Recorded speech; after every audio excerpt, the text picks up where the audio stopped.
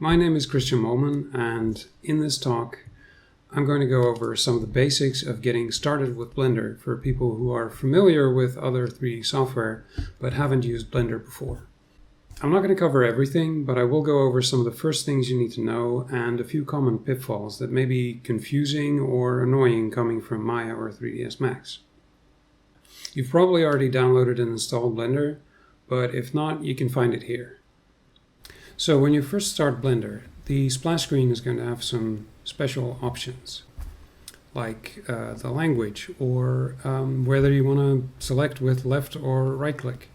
Also an option for which hotkey preset you want to use. Do you want to go with Blender defaults, or do you want to use the older 2.7 settings, or do you want to use the industry compatible setting, which is a key map that tries to replicate something somewhere in between Max and Maya, which has some interesting qualities, but we're going to talk about that later. For now, we're going to pick the default Blender settings.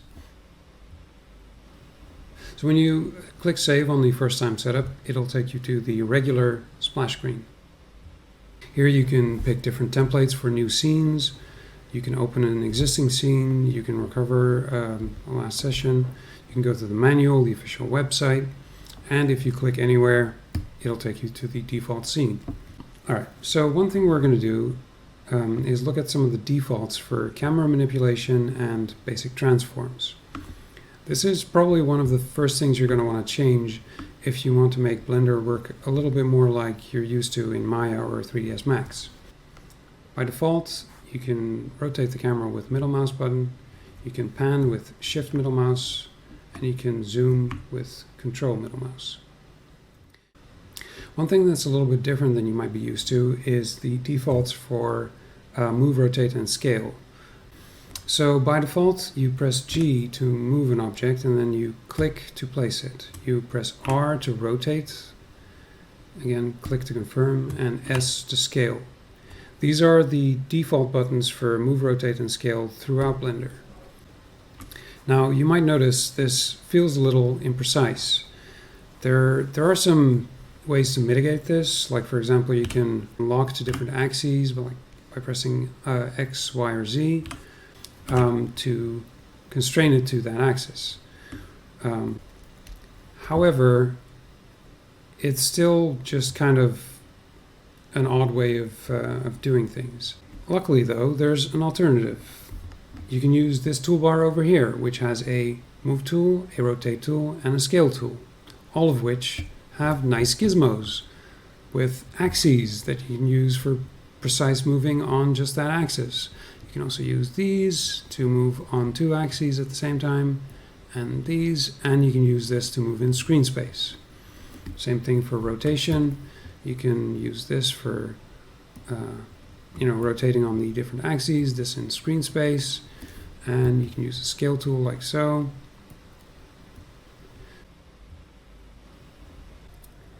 Alright, so at this point you might be thinking, okay, that's nice, but I kind of want to use these tools instead of the default, GRS things. Okay, so to do that, we go into Edit, Preferences, and then down to Key Map, and here you can find all the options for changing any hotkeys you want. So just like the splash screen, you have a few options here for modifying the default key map.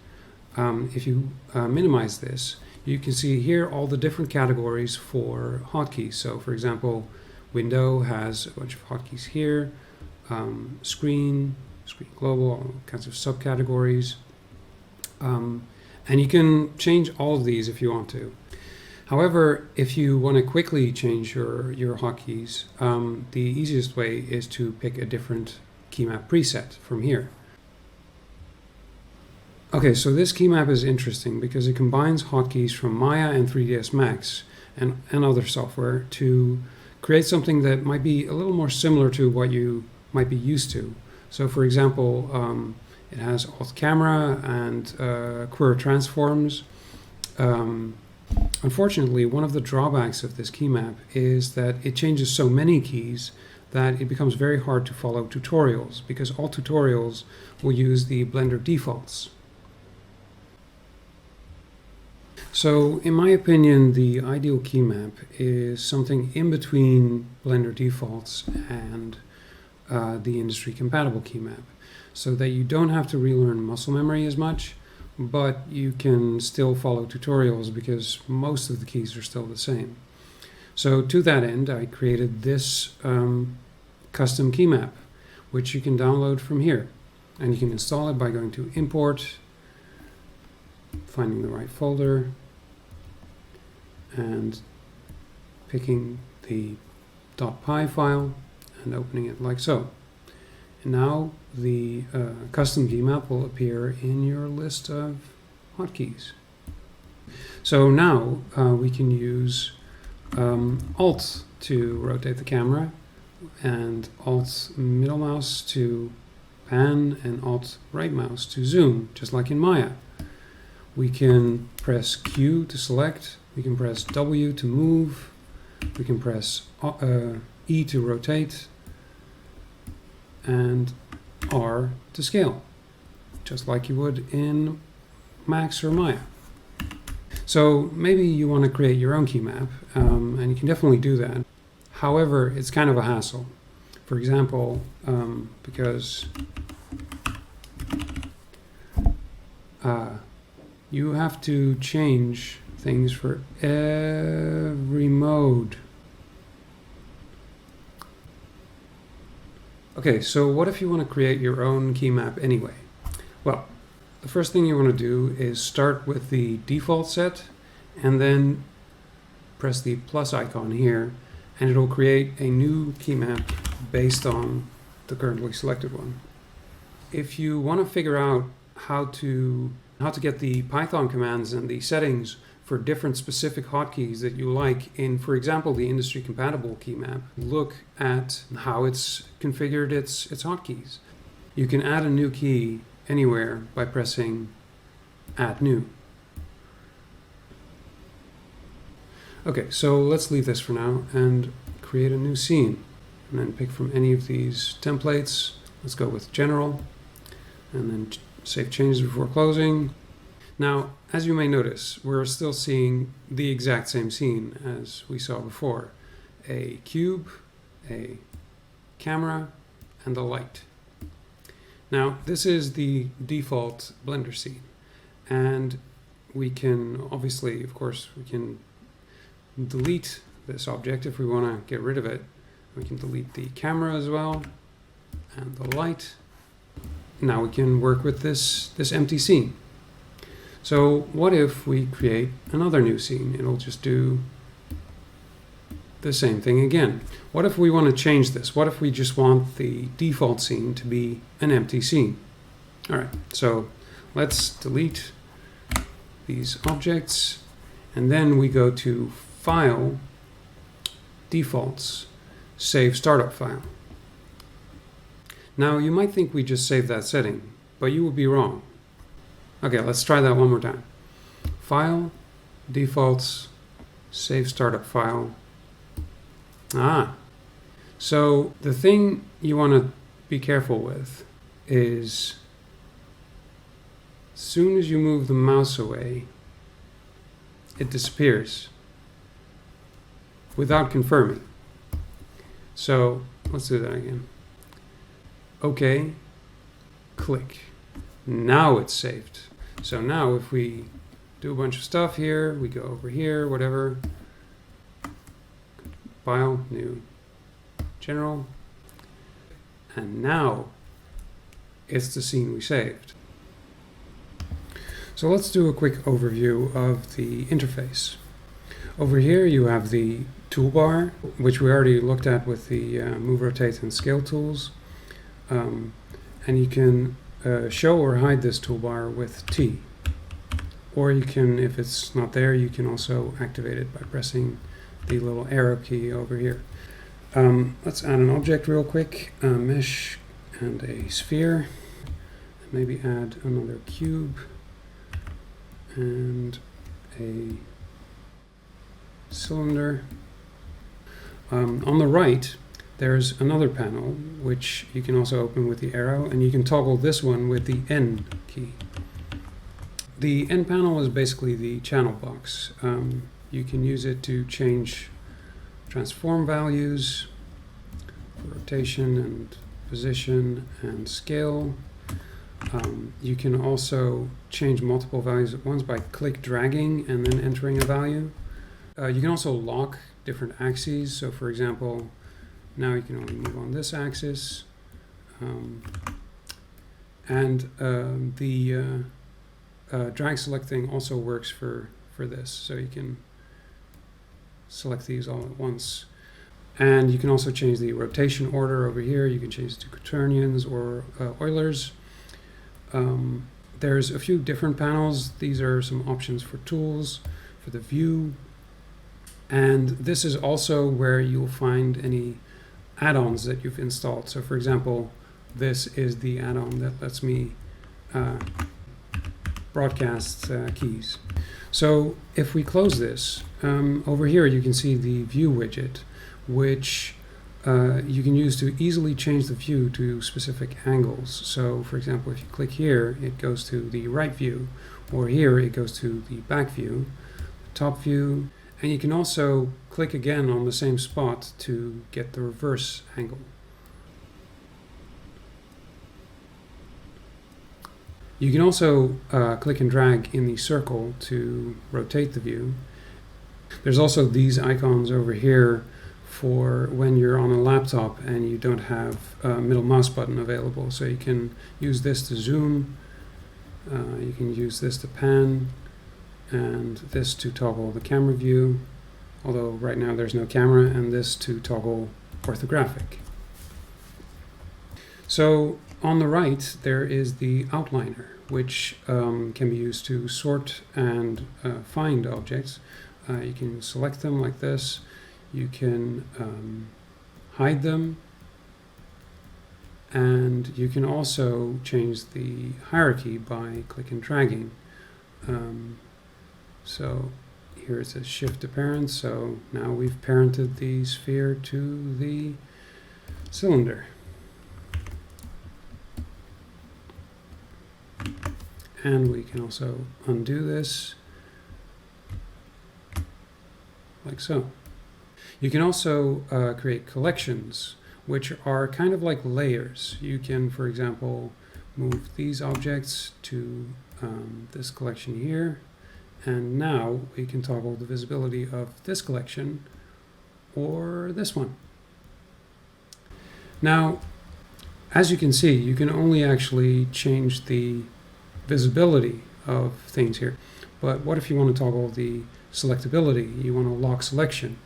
So to do that, you have to actually add that option in this filter menu. So you go to restriction toggles, and here you can see selectable. If we click to add this, now we go here, and here is the option to toggle selectability. So now, if we click on this, I can no longer select the cube. And same for collections. Now I can still select the cube, but I cannot select this entire collection. Okay, so while we're here, something that's also useful to know is the display modes over here. You can go to wireframe, shaded, materials, or rendered, which is usually the cycles engine and is currently all in shadow because there's no lights. There's also some overlays over here which are pretty handy. For example, you can configure all kinds of things about the view. So for example, you can add wireframe on top of any other mode. You can toggle whether you want to see different axes, whether you want to see the grid, text info, 3D cursor, etc. So something that's pretty useful is you can create multiple views very easily by right-clicking on the edge of any view and choosing vertical split or horizontal split. And then it creates this dividing line, and you click to confirm, and then you have two views. And you can do this again here and say horizontal split and click to confirm. And these are all distinct separate views with their own panels and everything.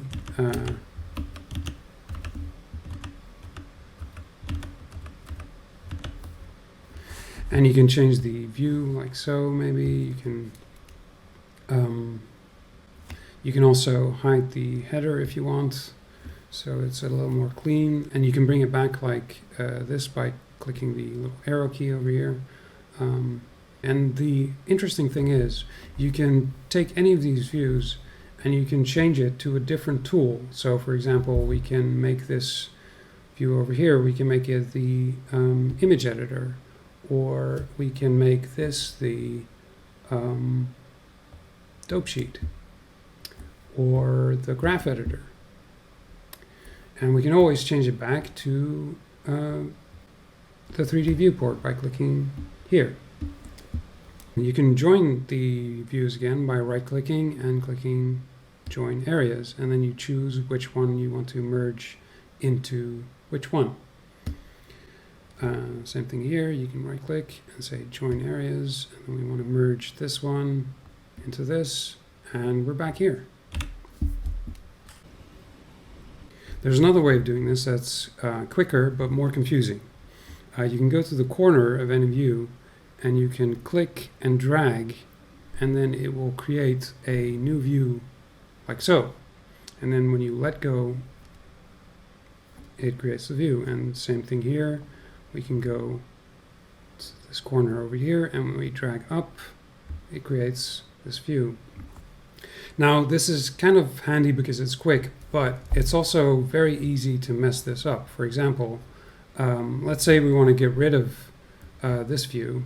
Oh wait, actually I didn't mean to, crap, I don't know, that's not what I wanted to do. So what if this happens and you're like, oh no, I've made a terrible mistake, I wanna undo this. So okay, what you do is you click the corner and you drag into the opposite window to merge it. And you may notice also I can't actually merge this one into this one because they don't match. We merge this one into this one into this one, merge this one, and now I can merge these two. And there you go. So you may have noticed this little red and white crosshair thing over here. This is the 3D cursor. It's mainly used for things like snapping and pivots. And the 3D cursor is also where any new objects are created. You can move the cursor by pressing Shift, right-click anywhere. Or you can use the cursor tool over here and just left-click. So for example, I could snap this sphere to the cursor by going to Shift S, and then you see the snapping pie menu, and you can say selection to cursor, and then the sphere is over here. Or I could select the cylinder over here, and then I could say let's do cursor to selected, and now the cursor is over here. Or I can go to cursor to world origin, and then it's back at 0, 0. You can also use the 3D cursor as a pivot point by going here to the transform pivot point menu and selecting 3D cursor. Now if I select rotate on this cylinder, it will rotate from the 3D cursor. And if I go back and put this on individual origins, it will just rotate from its own pivot point. One thing to be aware of is that Blender works in modes. And you can change the mode by going to the menu over here, and here you can see we're in the default object mode, and you can go to edit mode like this, where you can change components like vertices. You can go to sculpt mode, although right now, because there's no mesh density, we can't really do much. We can go to weight paint,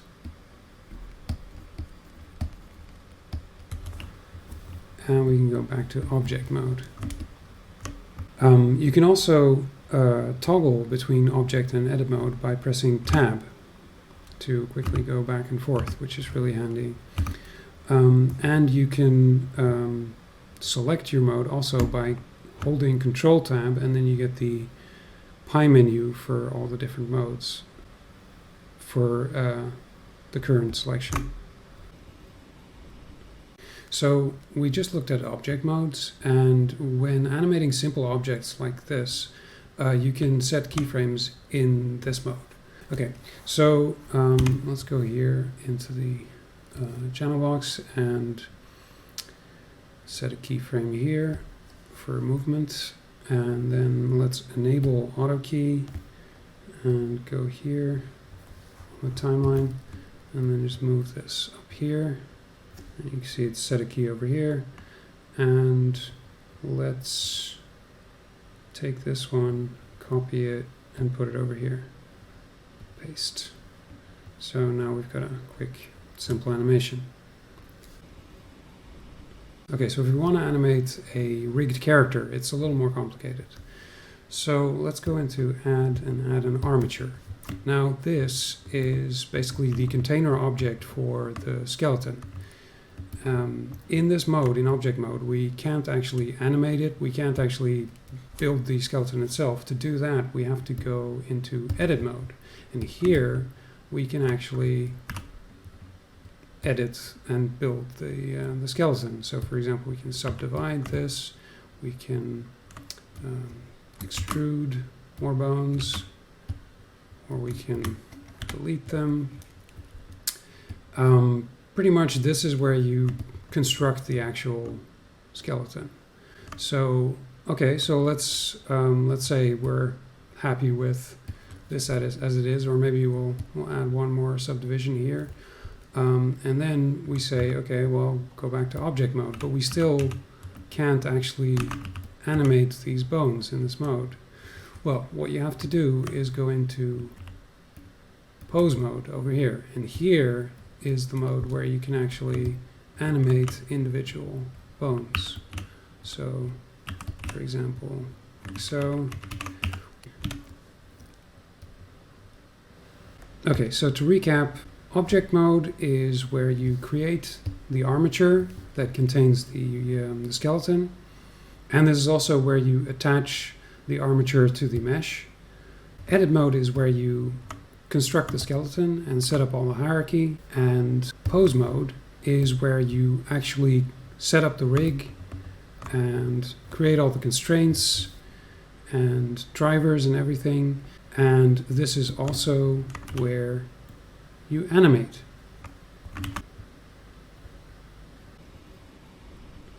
Or something that may be kind of confusing if you're new to Blender is the keying sets system. So normally, by default, if you want to animate an object, you would insert a key by pressing I and then choosing from this menu which type of key you want to set. So for example, maybe I want to set just location keys. And maybe you want to set rotation as well and scale. If you don't want to have to choose from this menu every time you set a key, what you need to do is go to keying sets over here and choose an active keying set. Now there's a couple of options here, and I don't actually use most of these, but the ones you want to know about are available, which will set a key in whichever channel is already keyed. So for example, now if we press I, it will set 9 keyframes for all the channels we've already keyed. So again, it will just set 9 keyframes for those channels. However, let's say we remove the keys for rotation.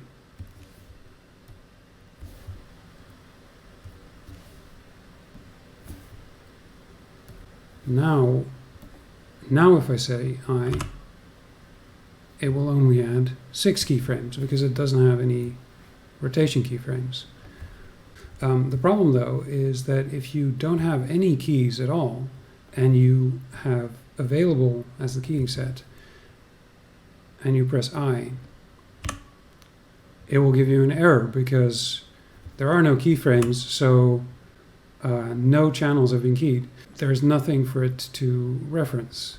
So one thing you could do is set location, rotation, and scale as your keying set, and then it will always just set all those 3 channels when pressing I. So if you don't want to have to set this every time you create a new scene, what you could do is create a new default scene that has this already set the way you want. Go to keying, set it to location, rotation, and scale, and then save startup file. Okay, and then now if we go to new scene, it's already got this setting. Okay, so we don't have time to go into depth on animation, but let's look at the Dopesheet and graph editor real quick and a couple of things to be aware of.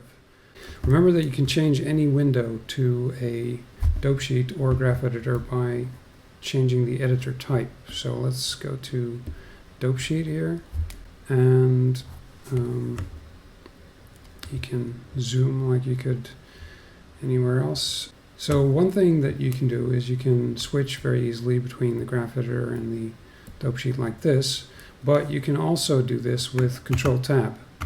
And you can switch instantly between the two. If you, by default, if you select a curve and try to select some keyframes, you will select keys from all the curves that are visible.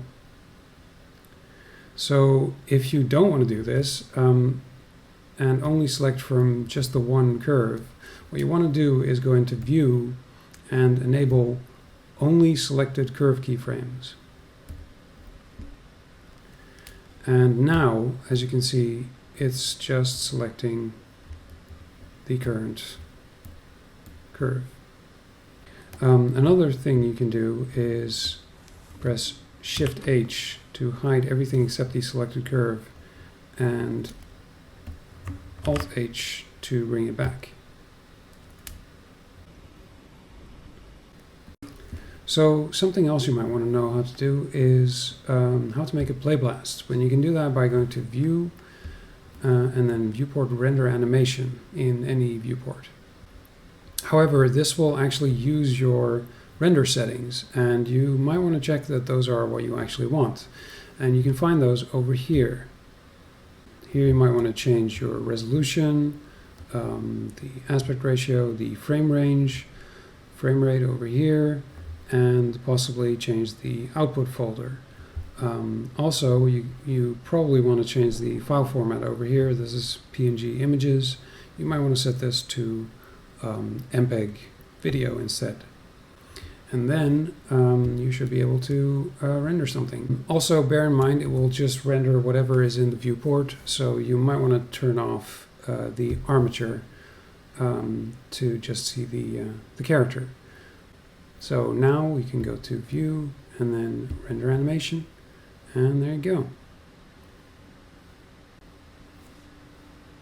Also, if you want to turn off the grid, you have to go into Overlay and turn it off there. And then you can render like this. So now for some miscellaneous tips. One of the most useful features in Blender is F3 search. You can search for any option you want by name. So for example, let's search for add cube maybe. And here you can see we can add an empty, that's the shape of the cube. We can add a mesh, or maybe how about add constraint, or bake something. Also, you can find this option in Edit Menu Search as well. Same thing. And the nice thing is, anywhere in Blender, including here, you can right-click any option, and you can either add a hotkey like this, or you can add it to Quick Favorites. And let's do that with this as well. And you can access the Quick Favorites by pressing the hotkey for Quick Favorites. Now, by default, this is Q, but in the hybrid key map, this is actually on tilde instead. So now, in the Quick Favorites menu, we can choose the two options we just added, which are add an armature, and we can also add a camera.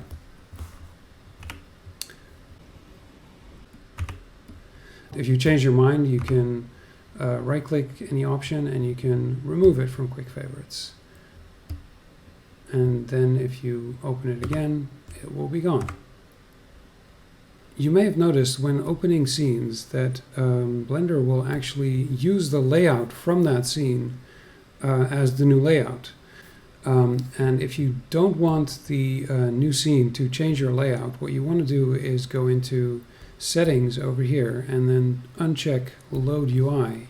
And then when you open the scene, it will use the settings that you're already using. So one more quirk of Blender that you might want to be aware of is that if you select multiple objects and you want to rotate them all at the same time, by default, it does this. It only rotates the bottom one. So, okay, what to do about this? Well, you want to go into the pivot settings and change it from the default medium point to individual origins. And now, if you rotate, it rotates each one individually. Something you may notice if you've changed the view at all is that the camera rotates from the camera focal point, not from whatever you have selected. You can change this by going to Edit Preferences, Navigation, and then enabling Orbit Around Selection. And now it will always rotate around your selected object, which is pretty handy.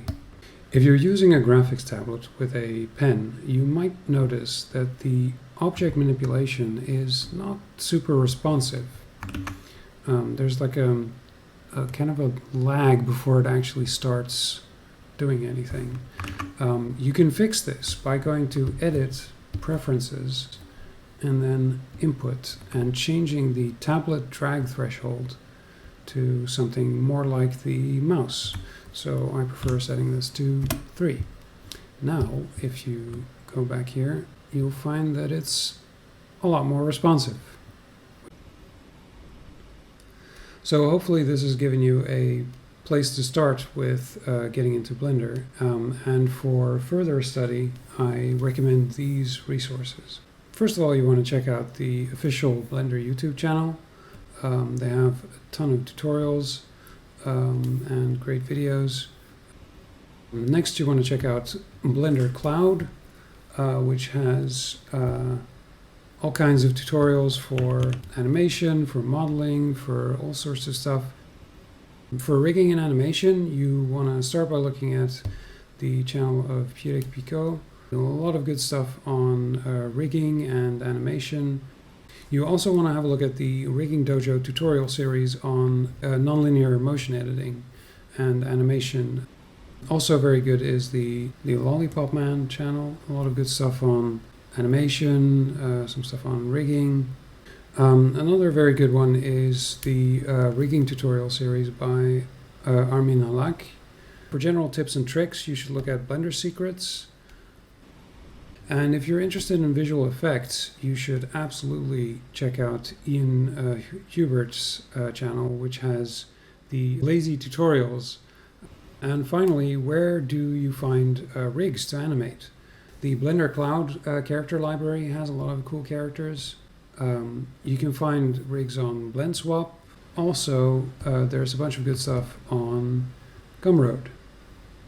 And if you're interested in animation, you should also definitely check out Brad Clark's Blender talk, the Blender Rosetta Stone for production artists. And that's it. Thanks for watching. I hope this was useful.